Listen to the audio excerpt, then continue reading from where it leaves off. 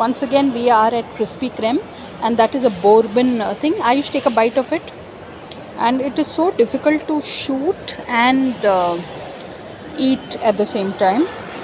And today, just now, I've had a revelation. This was the last Biscoff thing there.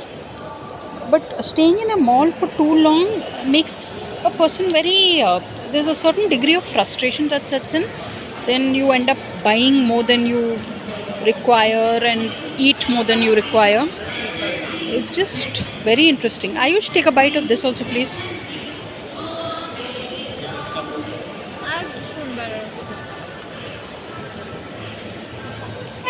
Yeah. Give me a bite of that. How are you, my child? This is nice, this Biscoff. But yeah, this is how it is. And Krispy Kreme, we were not supposed to spend, but we just ended up spending. So together, each one is 130. But yeah, sometimes it's okay, I guess.